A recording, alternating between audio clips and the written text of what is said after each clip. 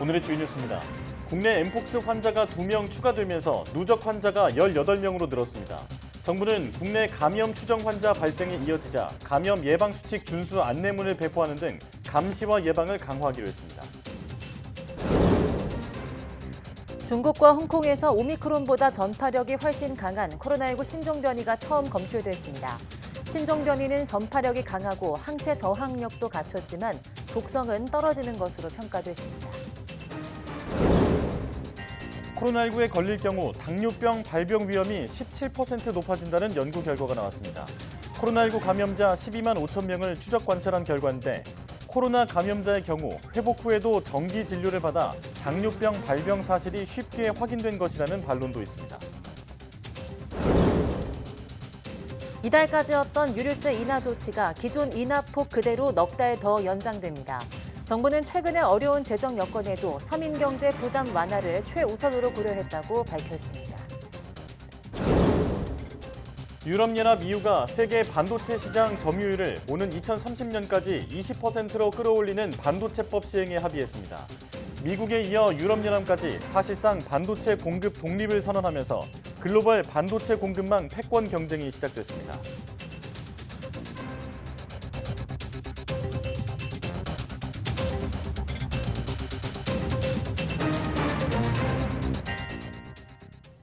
여러분 안녕하십니까? 사이언스 투데이 시작합니다.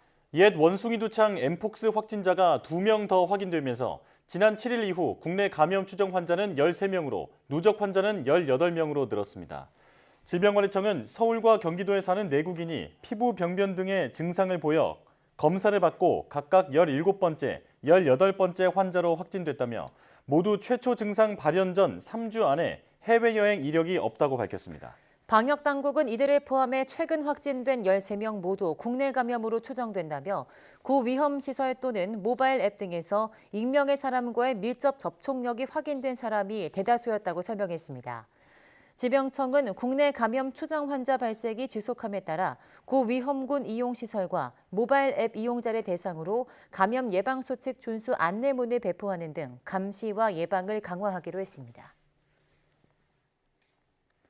중국과 홍콩에서 오미크론보다 전파력이 훨씬 강한 코로나19 신종 변이가 처음 검출됐습니다.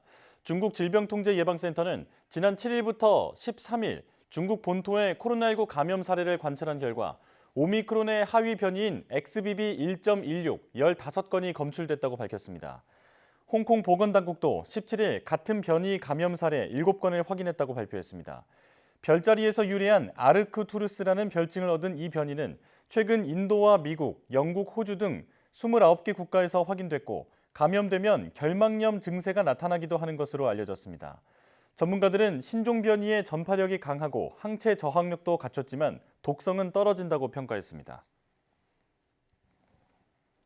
코로나19에 걸릴 경우 당뇨병 발병 가능성이 높다는 연구 결과가 발표됐습니다. 뉴욕타임스는 현지 시간 18일 캐나다 브리티시 컬럼비아대 나비드 잔주아 교수팀이 이 같은 내용을 담은 논문을 미국 의학협회가 발행하는 의학저널 최신호에 게재했다고 보도했습니다. 연구팀이 지난 2020년과 2021년 코로나에 감염된 12만 5천 명을 추적한 결과 양성 판정 뒤 1년 안에 당뇨병에 걸릴 가능성이 17% 상승했습니다. 그러나 일부 전문가들은 코로나19 감염자의 경우 회복 후에도 정기적으로 진료를 받기 때문에 비감염자보다 당뇨병 발병 사실이 쉽게 확인된 것일 뿐이라는 반론도 제기하고 있습니다. 뇌졸중 환자가 치료받을 병원을 찾지 못해 사망하는 사례가 계속되고 있다는 지적이 제기됐습니다. 대한뇌졸중학회는 서울 웨스틴 조선호텔에서 기자간담회를 열어 이 같은 뇌졸중 치료 현황을 설명하고 정부 차원의 대책 마련을 촉구했습니다. 혈관이 막히거나 터져 뇌조직이 손상되는 뇌졸중 치료에서 가장 중요한 것은 무조건 빨리 병원에 찾아 치료받는 겁니다. 골든타임 3시간 안에 막힌 혈관을 뚫어주면 뇌 손상을 크게 줄일 수 있지만 뇌졸중학회는 뇌졸중 환자 가운데 3시간 이내에 치료받을 병원을 찾는 경우는 36% 정도에 그친다고 분석했습니다. 이는 환자 자신이 뇌졸중 전조 증상을 몰라 대처를 못하는 이유도 크지만 필수 중증 환자의 이송, 전원과 관련된 국가 응급의료체계에도 문제가 많다고 학회는 주장했습니다.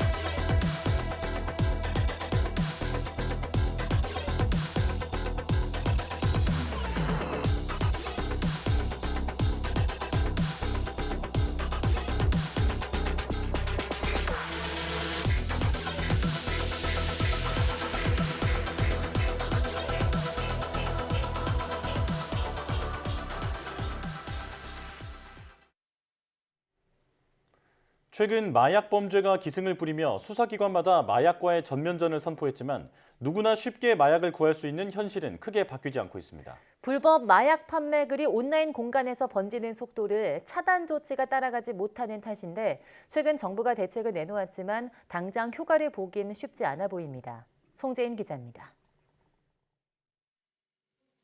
음지를 떠돌던 마약이 일상의 문턱을 넘은 건 어제 오늘 일이 아닙니다. 급기야 서울 강남 학원가 마약 피싱 사건으로 더는 마약 안전지대가 존재하지 않는다는 사실도 확인됐습니다. 추적이 어려운 텔레그램뿐 아니라 공개된 SNS에서도 다양한 은어를 활용해 마약을 사고 파는 불법 글이 넘치는 현실. 그 가운데 은어 하나를 골라 검색해봤더니 1시간 동안 60여 개, 1분에 1개꼴로 판매글이 쏟아졌습니다. 판매글을 타고 단체 대화방에 들어가면 마약을 잘 받았다는 인증사진도 줄을 잇습니다. 전문가들은 마약 범죄가 일어난 뒤 단속하는 것도 중요하지만 누구나 마약에 손을 뻗을 수 있게 하는 판매글만 막아도 예방 효과가 클 거라고 말합니다.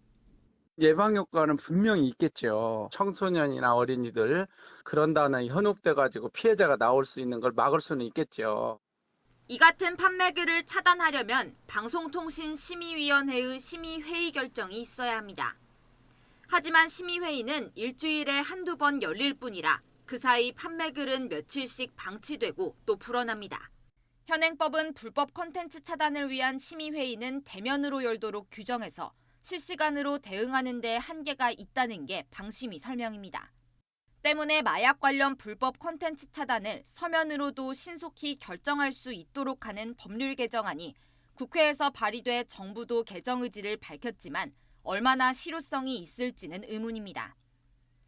방심위에서 심의에 올릴 마약 판매글을 검토하는 담당 인력은 겨우 2명에 불과하기 때문입니다. 실질적으로는 이제 한 명이 담당을 한다고 생각하시면 될 것 같습니다. 그러니까 1차 검토를 하고 그다음에 2차 검토를 하는 형태로 지금 진행을 하고 있기 때문에 최근 정부 발표대로 마약 판매글을 24시간 감시하는 1호봇이 도입돼도 최종 검토는 사람의 눈과 손을 거쳐야 하는 만큼 이를 맡는 인력이 2명에서 더 늘지 않으면 현 상황이 크게 개선되진 않을 거라는 게 방심위 평가입니다. 각종 마약 범죄의 첫걸음이 될 수 있는 온라인 불법 판매글들을 차단하는데 보다 실질적인 투자가 필요하다는 지적이 나오는 이유입니다. YTN 송재인입니다. 청소년 마약 근절을 위한 교육도 강화합니다. 정부는 가상현실을 활용해서 마약 투약 10년 후 나의 모습을 구현해보는 등 체험형 교육을 확대하고 교원 연수 과정에 마약 교육도 포함하기로 했습니다.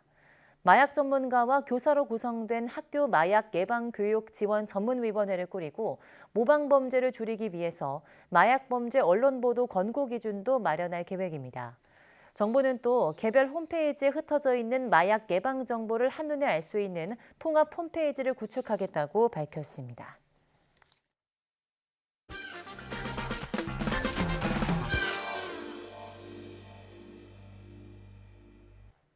고화질 카메라와 디스플레이가 눈부시게 발전하면서 이제는 단순히 시각을 넘어 화면에 나오는 영상의 냄새까지 관객이 맡을 수 있게 하는 연구가 이뤄지고 있는데요.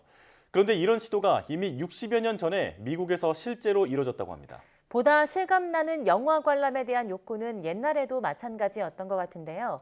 지난 세기에 야심차게 시도됐던 냄새 맡는 영화, 그 결과는 어떻게 됐을까요? 오늘 과톡에서 함께 확인해 보시죠.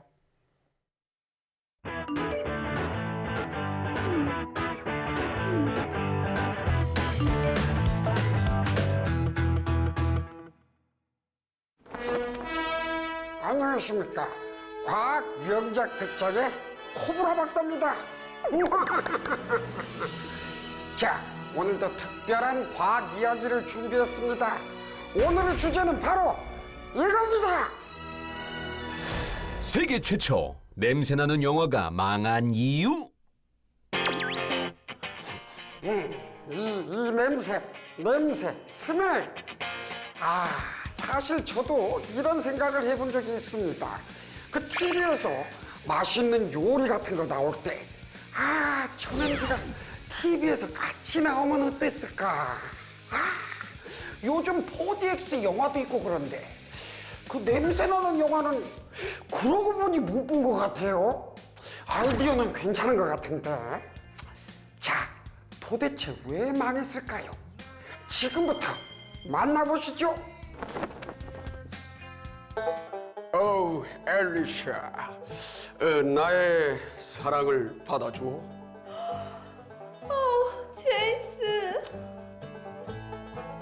향기가 너무 좋아요.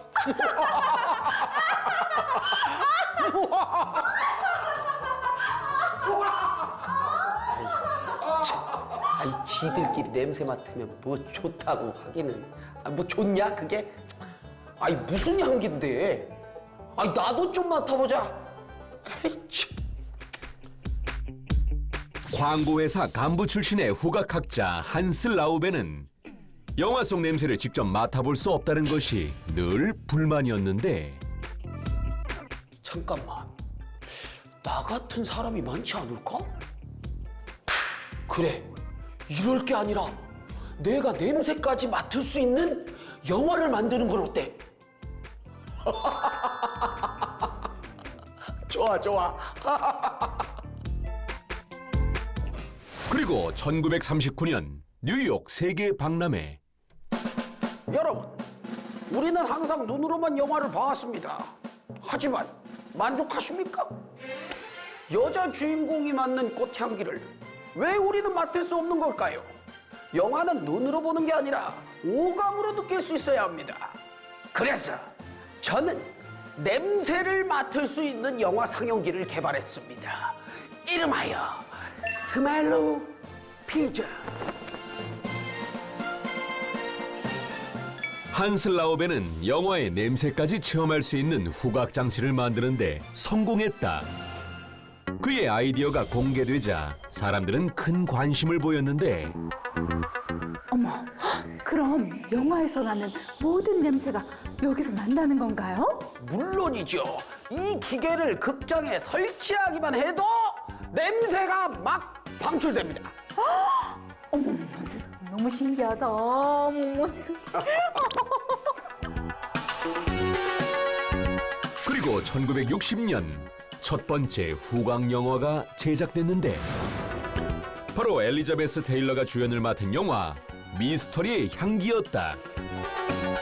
제작사는 $200만 거금을 들여 장면 속 냄새를 재현해냈다고 밝혔는데 하지만 시사회 당일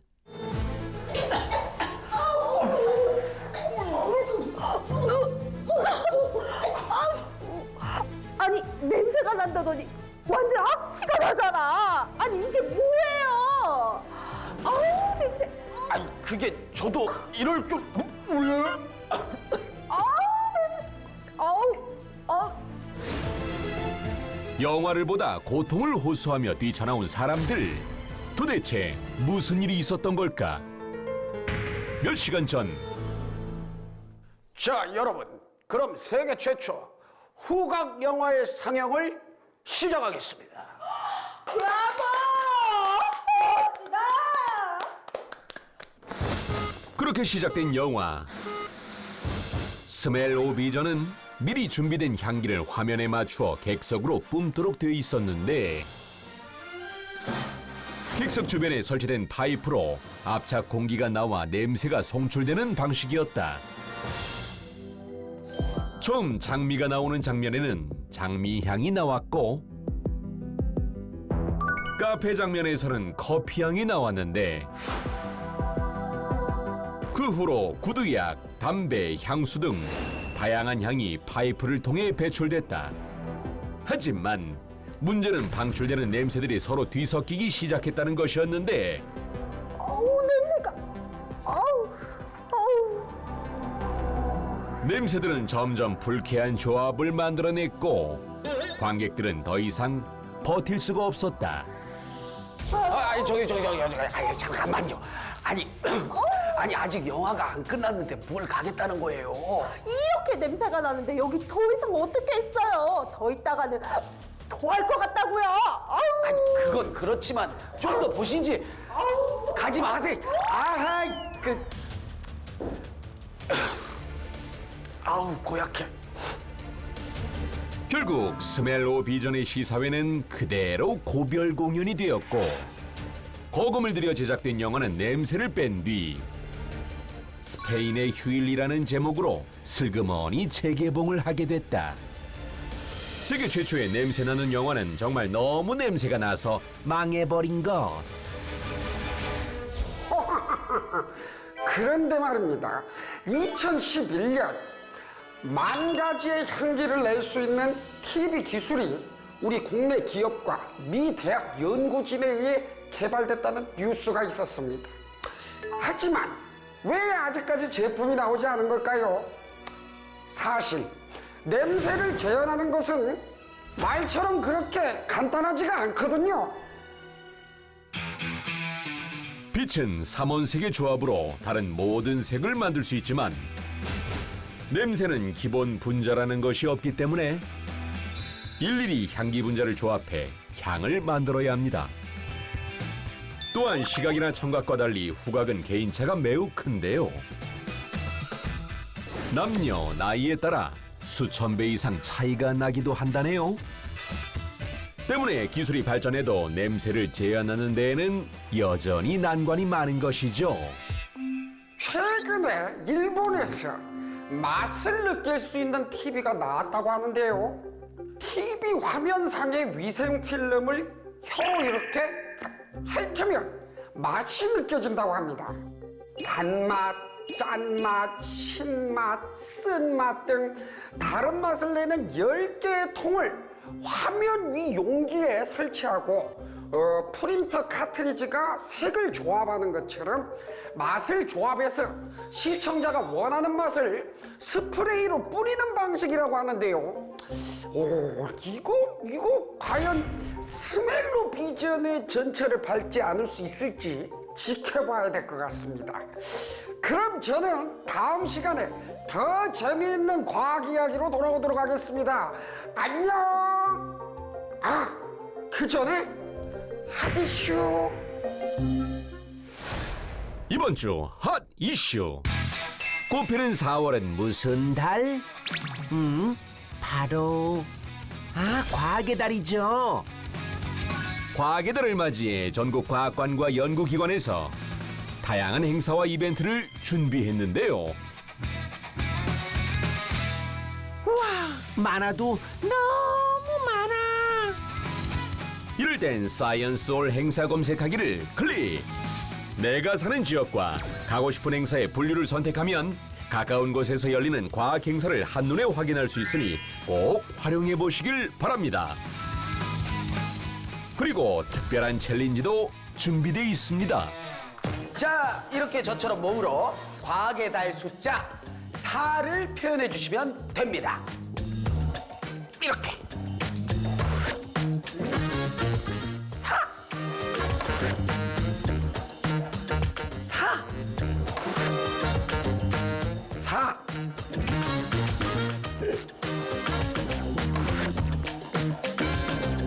4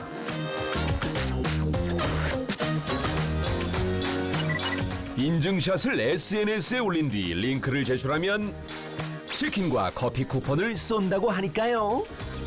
여러분 많이 참여해 주세요. 그럼 과톡은 다음 주에 오겠습니다. 안녕.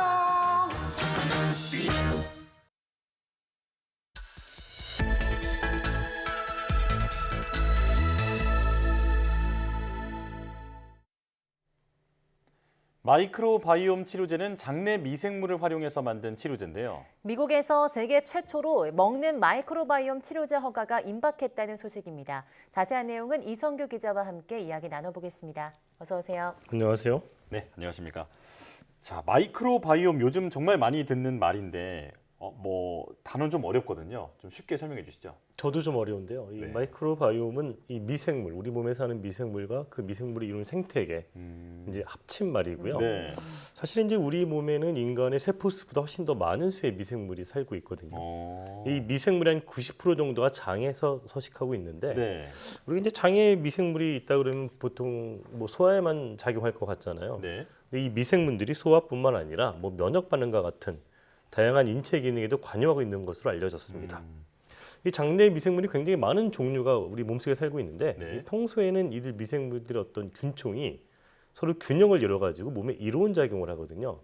근데 어떤 특별한 이유로 장내 환경이 악화하면은 이렇게 좀 몸에 안 좋은 균이 우세하게 되고 몸에 좋은 균이 좀 죽게 되면서 뭐 여러 가지 병을 일으키는 그런 현상이 벌어지게 되는 거죠. 네. 근데 이런 측면에서 이런 불균형이 깨진 어떤 우리 몸의 미생물 균총을 좀 이렇게 회복시키는 그런 방식의 치료제가 개발이 되고 있는데 이제 그런 치료제를 우리가 마이크로바이옴 치료제라고 부릅니다. 네. 그렇군요. 그렇다면 이번에 미국 FDA가 허가 예정인 마이크로바이옴 치료제는 어떤 질병에 대한 치료제일까요? 이 치료제는 이제 미국의 바이오 기업 가운데 이제 세레스 테라피틱스라는 회사가 개발하고 있는 마이크로바이옴 기반의 치료제인데요. 네. 이 적응증은 C. 디피실 감염증이라고 해서 어떤 세균이 감염을 일으키는 그런 질병인 거죠. 예.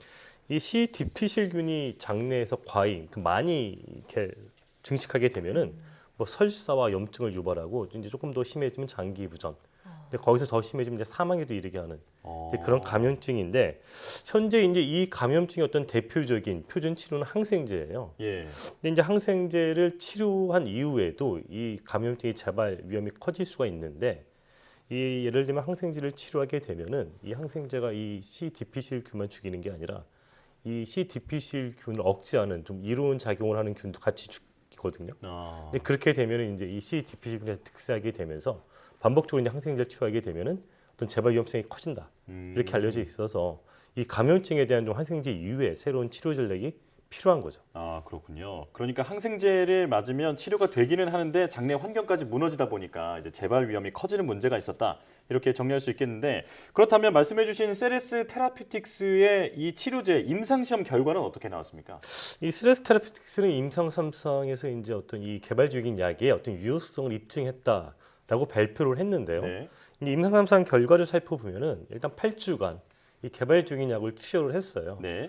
투여한 어떤 환자군은 이 약을 투여하지 않은 그 위약군보다 이 재발 위험이 한 30.2% 정도 낮아졌다. 이 위협성이 입증이 됐다라고 이 회사는 밝혔고요. 이 관련 연구 결과는 이 저명한 이제 그 의학 학술지 저널 오브 뉴 잉글랜드 메디슨 여기에 실렸습니다. 예. 이 CTPC는 이 병원 감염의 어떤 대표적인 세균이기도 한데 이 미국에서는 매년 한 2만여 명이 이 감염증으로 사망한다고 해요. 그래서 이제 이 치료제는 이 재발성, 이 CTPC 감염증 치료제로 지금 개발 중에 있고요. 예. 이 작용 원리는 어떤 디피실균의 어떤 성장 이런 걸 억제를 하고 아까 말씀드린 것처럼 장내 환경을 좀 개선하는 그런 효과가 있습니다. 예. 네. 그런데 또 기존에 승인받은 마이크로바이옴 치료제도 있지 않습니까? 이번 마이크로바이옴 치료제는 기존과는 다른 점이 뭘까요? 그러니까 지난해 12월 이제 미국 FDA가 세계에서는 처음으로 이제 장내 미생물, 이 마이크로바이옴 치료제를 승인했었어요. 네. 이제 그때도 이 적응증이 같은 이 재발성 C. 디피실 감염증이었는데 이 페링이라는 스위스 회사가 있는데 이 페링 제약은 이제 건강한 사람의 대변으로부터 이 유익한 미생물을 추출하는 방식으로 이 병의 치료제를 개발하고 지난해 말에 이제 미국 FDA 승인을 받았었죠. 이 건강한 균을 환자에게 투입을 해서 이제 장내 미생물의 불균형을 정상으로 회복을 하고 이 디피실균의 확동을 억제하는 게 이제 이 치료제 원리인데 이 액체 형태로 환자의 항문을 통해서 주입하는 약인 거예요, 이 약이. 그래서 환자에 따라서는 좀 이런 방식이 좀 부담스럽고 좀 꺼리는 그런 환자들도 있는 실정이고요. 예. 이번에 이제 개발 중인 세레스 테라피틱스가 개발 중인 이 마이크로바이옴 치료제는 같은 재발성 디피실 감염증 치료제이지만 먹는 알약, 그러니까 경구형 치료제라는 점에서 좀 가장 큰 차이점이 있습니다. 네. 심리적 장벽도 없고 또 간편하게 먹어서 치료를 할 수 있으니까 큰 이점이 있는 것 같은데요. 자, 그렇다면 말씀해주신 이 마이크로바이옴 치료제 허가 심사 일정도 알려주시죠. 제약 바이오 업계에서는 이제 이 세레스 테라피틱스가 신청을 했겠죠. 미국 FDA에 승인해달라. 미국 FDA의 어떤 허가 심사 일정이 이달 26일쯤 열리지 않을까 이렇게 예측하고 있는데 이제 그 근거는 FDA가 보통 신약 개발을 승인 신청을 하면은 이제 검토하는데 한 1년 정도가 걸려요. 예. 근데 이제 그건 일반 약의 경우가 그렇고 이제 이 경우에는 신속 심사 대상이라 그래서 이 FDA가 지정을 해주거든요. 너는 신속 심사 대상이다. 이렇게 지정을 해주면 그 1년 걸리는 기간을 6개월로 단축을 해주거든요. 네. 근데 이제 앞서 이 지난해 10월 FDA가 10월 달에 이 세레스가 개발 중인 약에 대해서 신속 심사 대상이다 지정을 했고 이제 그렇게 따져 보면은 그 시점부터 6개월을 계산해 보면 한 이달 26일쯤에 이제 FDA가 이거 좀 허가 여부를 결정하지 않느냐 이런 관측이 나오는 겁니다. 네, 만약에 이번에 먹는 마이크로바이옴 치료제가 승인이 된다면 그 다양한 질병에 대한 마이크로바이옴 치료제에 대한 연구가 또 탄력이 받겠죠? 근데 마이크로바이옴에서 이게 장내 미생물, 우리만 이제 장내 미생이라고 하죠. 쉽게 하면은 대부분 이제 90% 장에 있다 그랬잖아요, 미생물들은. 근데 주로 이제 소화에 뭐 관여할 것이다 이렇게 생각이 쉽잖아요. 실제로 뭐 비만이나 당뇨에 이렇게 마이크로바이옴에 관여를 하는데 굉장히 흥미로운 거는 이 장내 미생물과 관련된 연구가 굉장히 많이 진행이 됐어요. 그런 연구 결과들을 살펴보면은 이 장내 미생물이 뭐 우울증이나 뭐 이렇게 정신분열이나 뭐 자폐증, 파킨슨병과 같은 이 뇌와 관련된 질환, 에도 관련이 돼 있다 이렇게 보고가 되고 있어요. 이 장내 미생물이 이제 주변 인간 세포하고 계속 이렇게 주고받으면서 소통을 하고 또 이제 장내축이라고 해서 이 장이랑 뇌랑 연결된 또 축이 있거든요. 이런 거를 통해서 뭐 정신과 이렇게 뇌와 관련된 질병에 영향을 준다. 이런 보고가 있고요. 이런 측면에서 어떤 장내 미생물 치료제가 주목을 받고 있는 거거든요. 이 제약 바이오 업계는 이제 세레스가 미국 FDA로부터 허가를 받으면은 어떤 이 마이크로바이옴 치료제의 가능성을 좀 대외적으로 인정받는 계기가 될 것이다 이렇게 내다보고 있는데 근데 지난해 미국 FDA가 마이크로바이옴 치료제를 승인해줬다고 했잖아요. 근데 이제 이건 경구용이 아니라는 점에서 이번에 승인받은 경구용이잖아요. 그래서 어떤 마이크로바이옴 치료제의 새로운 이정표가 될 것이다. 이런 기대가 있는 거죠. 장내 미생물을 이용한 치매 치료제 같은 그런 분야도 개발이 될 수 있겠다. 이런 생각이 드는데요. 자, 그렇다면 우리나라 국내에서의 마이크로바이옴 치료제 개발 현황은 어떻습니까? 근데 앞서 설명드린 그런 이유로 이제 전 세계적으로 이 마이크로바이옴 연구가 굉장히 활발히 진행이 되고 있잖아요. 올해 이제 전 세계 인간 마이크로바이옴 이제 연구 시장 규모는 약 3,500억 원에 이를 것으로 전망이 됐어요. 근데 이게 이제 2024년에는 2배 이상 성장한 900억 원을 넘을 것이다. 엄청난 성장세죠. 9천억 원이요. 이 시장은 연평균 31%의 성장세를 보여가지고 2029년쯤에는 한 1조 8천억 원 규모 정도로 시장이 성장할 것이다. 굉장히 좀 급성장하는 분야다 이렇게 전망하고 있고요. 이 주목할 점은 이 마이크로바이옴 전체 시장에서 대부분을 이제 마이크로바이옴 치료제가 차지할 것이다라는 거죠. 그래서 한국과학기술정보원의 연구 자료를 살펴보면은 마이크로바이옴 치료제가 올해 같은 경우에도 전체 마이크로바이옴 시장 규모가 한 3,500억 정도가 되는데 근데 그 가운데 절반을 넘어서 3,100억을 넘어 정도를 차지할 것이다 이렇게 이제 분석이 나왔고요. 이런 흐름 속에서 이제 정부는 앞으로 한 8년 동안 이 마이크로바이옴 분야에 한 4천억 원 정도를 투자하겠다 이런 계획을 발표했습니다. 네, 우리나라를 비롯해서 세계 각국이 지금 마이크로바이옴 치료제에 주목하고 많은 투자를 하고 있는 상황인데요.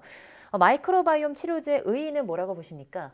현재 이제 그 의약품에 대해서는 바이오 의약품이고 이 바이오 의약품의 어떤 핵심은 항체 치료제라고 우리가 이제 여러 번 다뤘었잖아요. 바이오위클리에서 마이크로바이옴 치료제는 약간 좀 이런 치료제랑 좀 결이 다르다. 이 마이크로바이옴은 원래 우리 몸에 있던 미생물을 활용해서 만든 거잖아요. 그러니까 원래 우리 몸에 있던 애들이니까 이걸 이제 약으로 개발을 해도 어떤 독성 같은 부작용은 상대적으로 이제 적다. 사실상 거의 없다고 볼 수 있는 게 장점 중에 하나이고요. 이 장내 미상 우리 몸에는 원래 이 장내 미생물이 다양하게 존재하는데 균형을 이루면서 존재한다고 그랬잖아요. 이제 이게 균형이 깨지면서 이제 문제가 발생하는 건데 이 깨진 균형을 다시 되살리기 위해서 원래 우리 몸에 있는 미생물을 다시 넣는 방식의 치료 방식인 거잖아요. 그래서 이제 기존의 어떤 케미칼 치료제나 바이오약품은 조금 접근 방법이 다르다. 우리 몸의 미생물들을 다시 이용하고 그 미생물들의 어떤 균형을 회복하는 어떤 개념이니까 기존의 치료같이 어떤 표적 물질이 있는 거와 좀 다른 방식의 치료제다. 이제 그런 점에서 차이가 있고요. 그래서 이게 이제 어떤 케미칼 의약품 다음에 바이오약품이 나왔고 이제 바이오약품 다음에 이제 세포 치료제, 유전자 치료제인데 세포 치료제, 유전자 치료제 이외에 어떤 또 하나의 축을 형성하는 이제 그런 점에서 의의가 있다고 볼 수가 있습니다. 아, 그렇군요. 장내 미생물이 우리 건강에 미치는 영향이 서서히 밝혀지면서 이런 관련 의약품 개발도 빨라지고 있는 건데요. 자, 또 어떤 치료제가 나올지 궁금해집니다. 자, 바이오 위클리 이성규 기자와 함께했습니다. 고맙습니다.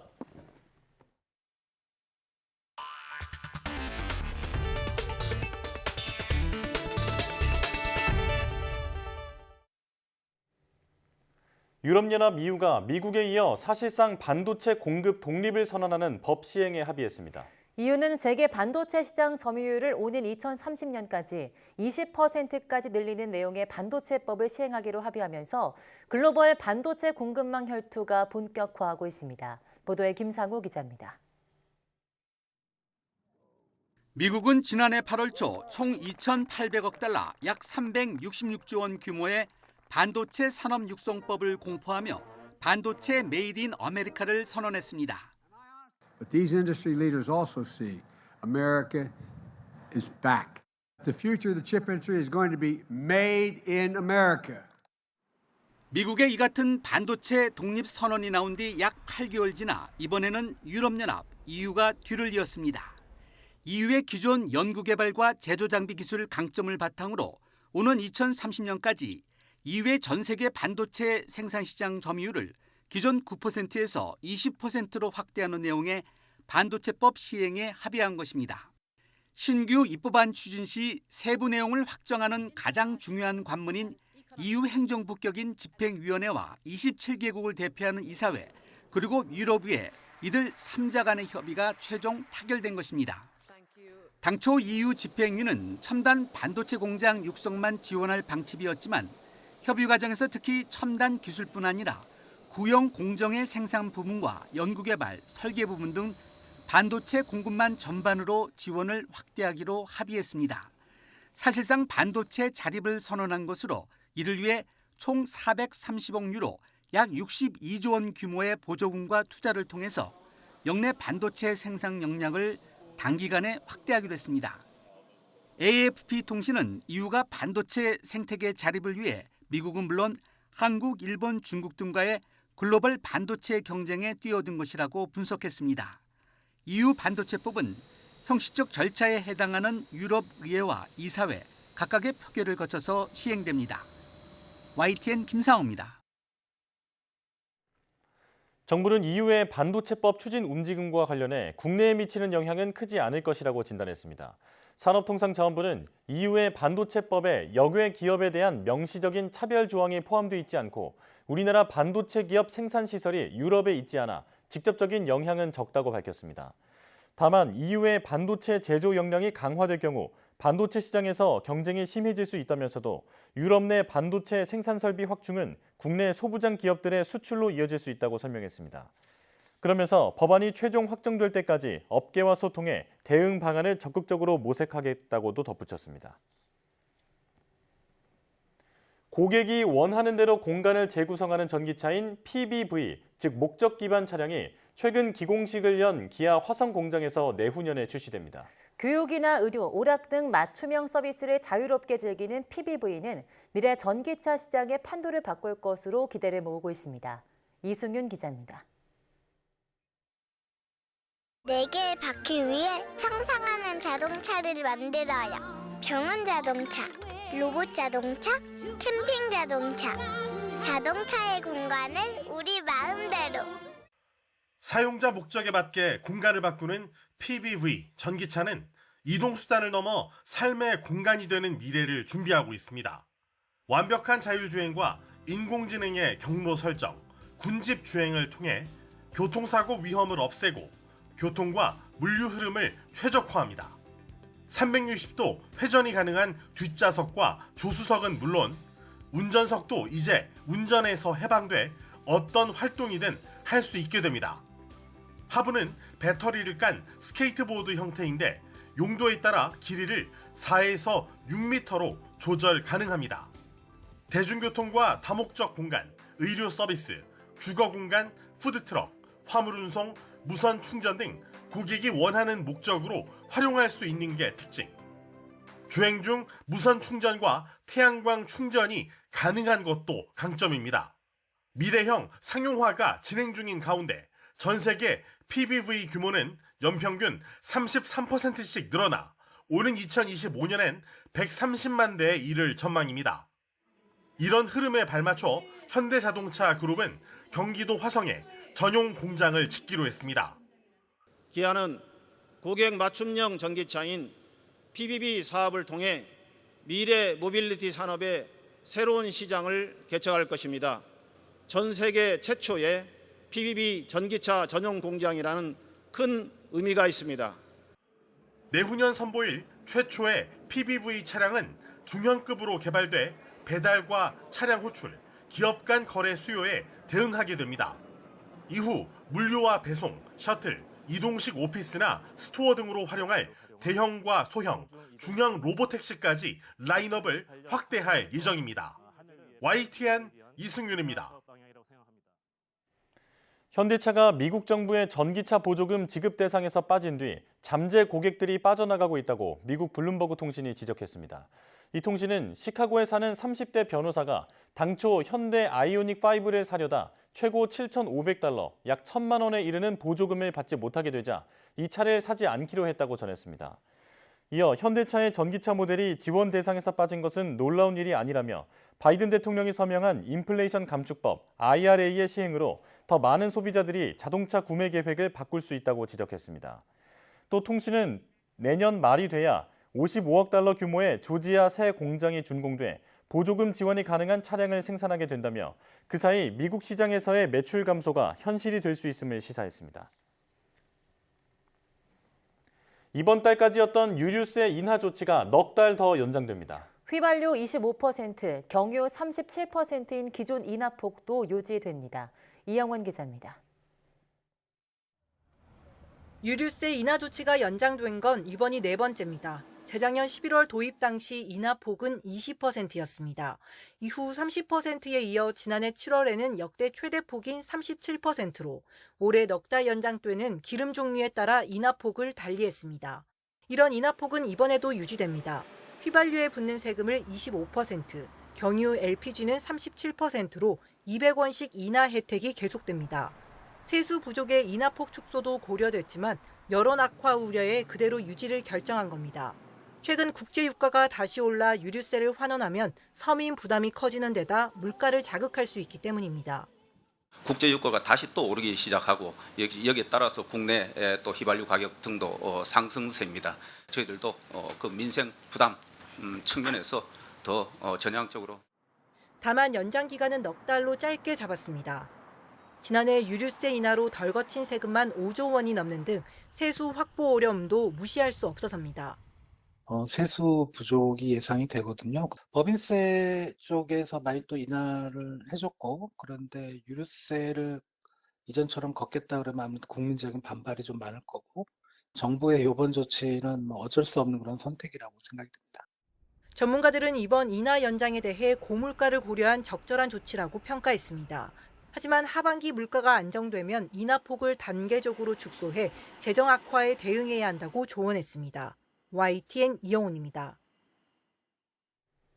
내년 최저임금 수준을 결정하기 위한 최저임금위원회 첫 전원회의가 시작도 하지 못한 채 파행했습니다. 올해는 사상 첫 최저시급 10,000원 돌파 여부와 업종별 차등 적용을 놓고 노동계와 경영계의 첨예한 대립이 예상됩니다. 최명신 기자입니다. 최저임금위원회 첫 전원회의 시작 1시간 전, 한국노총과 민주노총 등 양대 노총은 회의장 건물 앞에서 권순환 공익위원회 사퇴를 촉구하는 기자회견을 열었습니다. 이른 회의 시간에 맞춰 회의장으로 자리를 옮겨 피켓 시위를 이어갔습니다. 69시간 노동 강요하는 권순환 공익위원은 사퇴하라! 사퇴하라! 사퇴하라! 사퇴하라! 양대 노총은 권순환 공익위원이 미래 노동시장 연구의 좌장으로 활동하며 주 69시간 근로 개편안에 밑그림을 그린 점을 문제 삼았습니다. 최저임금이 안건 처리 과정에서 공익위원이 캐스팅보드를 쥐고 있는 만큼 이를 사전에 견제하려는 의도로 풀이됩니다. 하지만 박준식 위원장과 공익위원들이 장내 정리를 요구하며 회의 참석을 거부하고 50여 분 뒤 근로자위원들도 회의 무산을 선언한 채 퇴장하면서 회의는 시작도 못하고 종료됐습니다. 이 책임은 당연히 회의를 시작하고 운영을 해야 할 최저임금 위원장과 권순환 간사에게 있음을 다시 한번 밝힙니다. 올해 최저임금 심의의 가장 큰 관심은 사상 처음으로 시급 10,000원을 넘을지 여부입니다. 노동계는 이미 지난 4일 내년도 최저임금 요구안으로 올해 시급 9,620원보다 24.7% 증가한 시급 12,000원을 요구했습니다. 고물가 탓에 실질 임금이 하락하고 있고 대기업과의 양극화가 지속되고 있는 만큼 대폭 인상이 불가피하다고 밝혔습니다. 이에 대해 경영계는 경기 침체 우려가 큰 상황에서 최대한 인건비 부담을 낮춰야 한다며 인상 반대를 분명히 했습니다. 최저임금의 업종별 차등 적용을 놓고도 치열한 공방이 예상됩니다. 노동계는 차등 적용 자체가 최저임금 도입 취지에 반하는 데다 특정 산업군의 저임금 업종 낙인 찍기가 우려된다며 강하게 반발하고 있고, 경영계는 업종별로 최저임금 지불 능력이 다른 만큼 이를 고려해 최저임금 수준을 달리해야 한다고 주장하고 있습니다. 업종별 차등 적용은 지난해 노동계의 반대로 무산됐지만 한국노동연구원이 실시한 관련 용역 보고서가 이미 최저임금위원회에 보고된 상황입니다. 하지만 고용부는 사안의 민감성을 고려해 아직 국회 등 일반에 공개하지 않고 있습니다. 업종별 차등 적용은 사용자위원, 근로자위원, 공익위원 각각 9명씩 모두 27명으로 구성된 전원회의에서 과반이 찬성하면 통과됩니다. YTN 최명신입니다. 일본에서 팔리는 돌고래 고기에서 허용 기준치의 100배에 가까운 수은이 나왔다는 주장이 제기됐습니다. 호주의 해양보전운동단체 액션 포 돌핀스는 야후재팬에서 큰 코 돌고래 고기 2팩을 구매해 분석한 결과 각각 허용 기준치의 98배와 80배에 이르는 수은이 나왔다고 발표했습니다. 이 단체는 수은 함량이 높으면 소비자 건강을 해칠 수 있어서 일본 경찰에 고발장을 접수했다고 밝혔습니다. 한나테이트 사무국장은 이번 일을 계기로 고래고기가 더는 팔리지 말아야 한다고 주장했습니다. 테이트 사무국장은 돌고래 고기 판매는 일본 식품위생법을 어기는 것인데도 일본 정부가 이를 외면하고 있다고 비판했습니다. 부처님 오신 날을 앞두고 충남 청양의 천년고찰 장곡사에 고이 보관돼 있던 미륵불 그림이 첫 서울 나들이에 나섰습니다. 야외 법회 때 거는 대형 부처 그림인 괴불이 11년 만에 장곡사에서 나와서 시민과 만나고 있습니다. 이교준 기자입니다.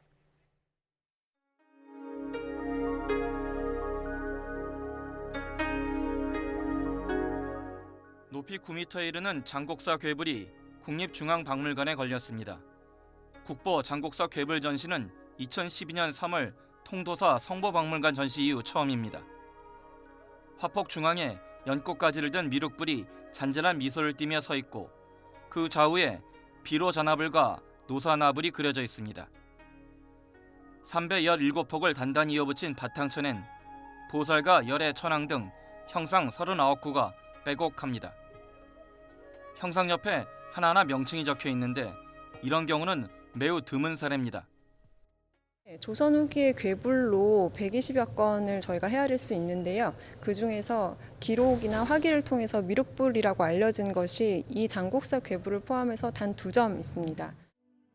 화폭의 밑자락에 괴불이 걸린 시기와 행사명, 장소까지 상세히 적혀 있는 점도 주목됩니다. 괴불은 야외에서 큰 법회를 진행할 때 법당 앞에 걸어놓던 부처 그림으로 왕실의 안녕을 기원하고 고통 겪는 민심을 달랬습니다. 충남 청양 칠갑산 깊은 계곡의 장곡사뜰에 걸렸던 괴불이 서민을 위로해 온 지도 어느덧 350년. 관람객 여러분께서 이 괴불을 보고 현실의 괴로움을 잊거나 이제 앞으로의 평안을 모두 얻어 가셨으면 좋겠습니다. 빨리 펴셔야 돼요. 돌려. 들고 따라가야 돼. 들어. 두루마리 형태로 말려있던 괴불을 펼치고 묵직한 괴불함을 설치하기까지 몇 시간의 정성. 장곡사 괴불은 이제 서울 한복판에서 올 가을까지 시민과 만날 준비를 마쳤습니다.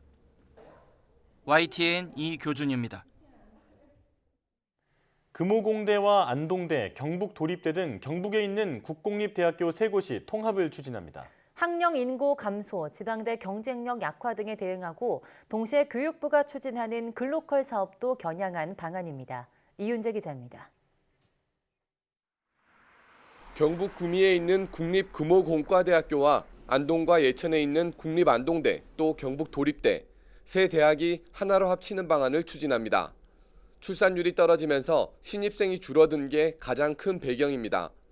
수도권 쏠림이 심해지고 지방대에 대한 관심과 투자가 감소한 것도 이유입니다. 새 학교를 하나로 만들고 학생 정원과 교직원 숫자도 줄여 경쟁력을 키워야 생존할 수 있다고 판단한 겁니다. 학령 인구 감소는 명확한 사실이고 대학이 변해야 된다는 것도 확실한 사실인 것 같아요. 더 나은 그런 대학을 만들어 보자는 관점에서 통폐합에 임하고 있습니다. 교육부의 글로컬 대학 사업은 통합 논의의 촉매가 됐습니다. 지역사회와 산업에 맞는 인재를 키울 수 있게 체질을 바꾸는 지방대에 5년 동안 1,000억 원을 지원하는 사업인데 지역대학이 교육부의 의도를 통합과 이에 따른 정원 축소로 해석한 겁니다. 앞으로 10년 이후에는 누구나 다 똑같은 상황이 오게 돼 있습니다. 그런 모델로 간다면은 얼마든지 자신이 있고 저희들이 또 그거를 해내야 된다고 생각을 하고 있습니다. 경상북도도 국정과제인 지방대학 시대를 완성하려면 1도 1국립대 체제가 돼야 한다며 통합을 독려했습니다. 세 개 대학이 연립을 하든 안 그러면 하나로 뭉치든 그렇게 연구 중에 있고 다 흔쾌히 안 하겠지만 미래를 위해서 갈 수밖에 없는 길이기 때문에 어려워도 가야 된다고 생각합니다. 다만 안동대와 경북 도립대 통합 논의에 뒤늦게 합류를 제안받은 금호공대는 조심스러운 입장입니다. 지역사회나 산업에 보탬이 되는 방향을 찾지 않고 지원 사업만 겨냥한 통합은 의미가 없다는 겁니다. 학교 사이 의견이 모여도 각 학교의 교수 등 구성원 동의가 없으면 통합은 완성될 수 없습니다. 비슷한 어려움 속에서도 충청과 강원, 경남 등 지역마다 대학 통합 논의가 활발한 상황. 이름과 지역이 다른 대학들의 통합이 지방대를 살리고 지역을 살리는 묘안이 될지 주목됩니다. YTN 이윤재입니다.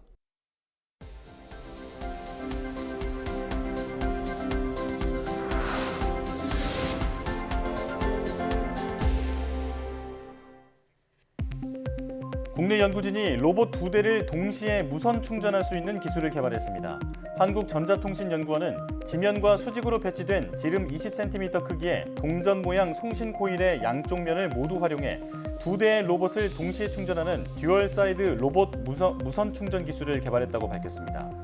연구진은 개발한 기술로 전송거리 7cm에서 90% 이상 충전 효율을 구현했으며 50W의 전력으로 무선 충전할 경우 1시간 이내 로봇 2대를 완충할 수 있다고 설명했습니다. 국내 연구진이 전기차 배터리의 성능을 높일 수 있는 전해질 첨가제 기술을 개발했습니다. 카이스트 최남순 교수팀은 고려대와 유니스트, 현대차, 한국화학연구원과 공동으로 고용량 실리콘 기반 음극과 니켈리치 양극으로 구성된 리튬이온 2차 전지 수명을 늘릴 수 있는 전해질 첨가제 기술을 개발했다고 밝혔습니다. 개발한 전해질 첨가제는 전기차 구동 온도인 45도에서 2차 전지를 300회 충방전해도 초기 용량의 72.5%까지 발현할 수 있으며 기존 첨가제보다 최대 54% 성능이 향상되는 것도 확인했습니다. 한국원자력의학원 신임 원장으로 이진경 전략기획실장이 선임됐습니다. 이 신임 원장은 이화여대 의과대학을 졸업했으며 2005년 원자력병원 진단검사의학과 전문의로 시작해 전략기획실장, 국가방사선 혈액자원은행장, 비상진료부장 등을 지냈습니다. 이 신임 원장의 임기는 4월 19일부터 3년간입니다. 제31회 천체사진 공모전 대상에 이시호 씨가 촬영한 해파리 성운 사진이 선정됐습니다. 한국천문연구원은 이번 공모전에는 총 294개 작품이 출품됐으며 기술성과 예술성, 시성, 대중성 등을 기준으로 평가해 모두 26개의 작품이 수상작으로 선정됐다고 밝혔습니다. 대상작은 강원도 인제군에서 촬영한 해파리 성운 사진이며 지난 2월 GT 해성과 화성, 황소자리 암흑성운이 만나는 모습을 촬영한 사진이 최우수상을, 가을밤 은하수를 어린 왕자, 왕관처럼 표현한 사진이 우수상을 받았습니다. 수상자들에게는 상패와 상금이 수여되며 올해 수상작은 다음 달 8일부터 12일까지 국립중앙과학관 천체관 로비에서 전시될 예정입니다.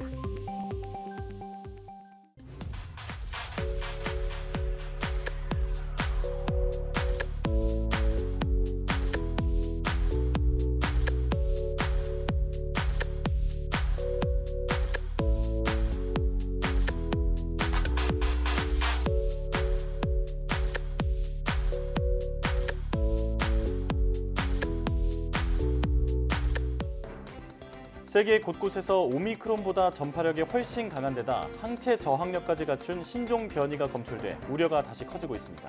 다행히 독성은 약한 것으로 평가됐지만 방심은 금물입니다. 과거의 교훈을 떠올려서 빈틈없는 추적 관찰과 대비가 이루어져야겠습니다. 뉴스 마칩니다. 시청해주신 여러분 고맙습니다.